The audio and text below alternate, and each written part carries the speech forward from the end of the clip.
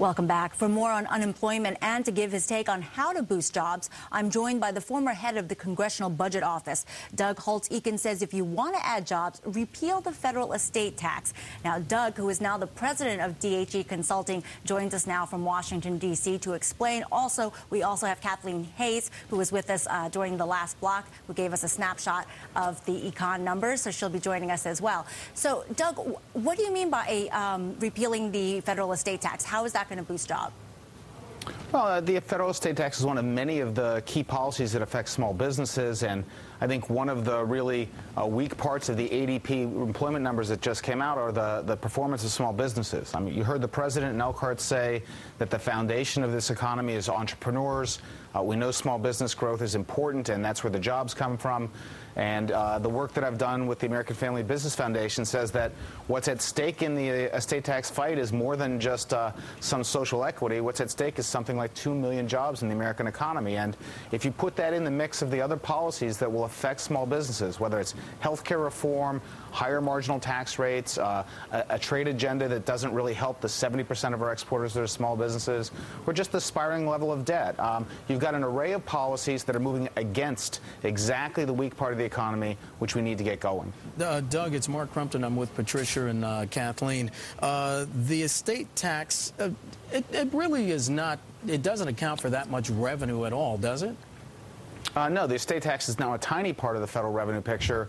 And if you use the traditional metrics of how you think about taxes, you care about their efficiency, their impact on the economy, and the small businesses are a big part of that. You care about how administratively costly they are, and we all know that the estate tax is incredibly complicated to comply with. A lot of people spend most of their money on lawyers to avoid it, and it doesn't raise much revenue. So it raises the question, why do we hold on to this tax? The traditional answer was because it's fair, and we hit high-income people, but Doug, we're learning more and more that it's getting shifted to the workers and the small businesses. And Doug, another question it raises, why all the raised voices about it?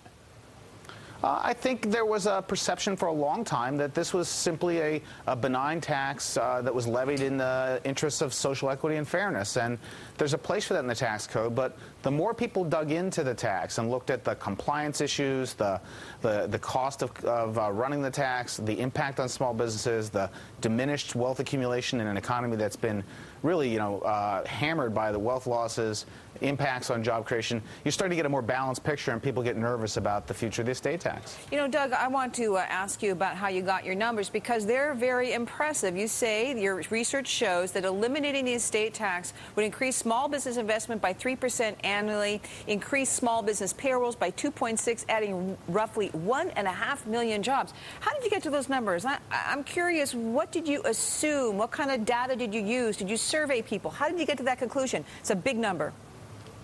This is the culmination of work I've done with a variety of co-authors over probably a decade, and the key is to go look at those places which are most likely to contain the entrepreneurial ventures that are the foundation of growth. So let's go look at sole proprietors, and we've examined the income tax returns of sole proprietors, and we've tried to see how they react to increases and decreases in tax rates, what happens to the probability that they hire and fire, what happens to their investments. So you put the data together, you then look at how the estate tax affects the rate of return on investment, how it affects the effective marginal tax rate, and out comes the surprising answer that there's real jobs at stake here. Well, the president, when he was just speaking in Indiana, said that one-third of his Recovery Act was for tax relief, and he particularly singled out cutting taxes on small businesses and making small business administration loans available. How effective has that been in your view? These are policies which are marginal at best. I mean, one of the difficulties with the president's tax cuts is they are the equivalent of writing checks to people. They don't lower marginal tax rates or improve incentives. And his capital gains tax policy has never been very clearly defined who really gets this, and it focuses on the people who you can see right now. The real issue is, who's the entrepreneur of tomorrow, someone not yet present? What are the incentives to get them into business and hiring? And these sort of targeted incentives are always looking backwards. Doug, we have about 30 seconds left. How will health care reform play into this? What impact will health care reform have on small businesses?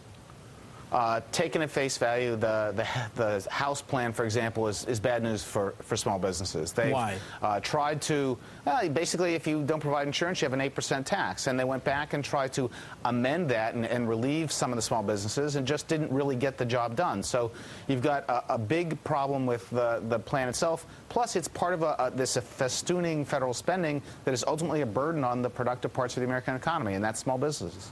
Douglas Holtz-Eakin, president of DHE Consulting, former head of the Congressional Budget Office, joining us from Washington. Doug, as always, thanks. Thank you.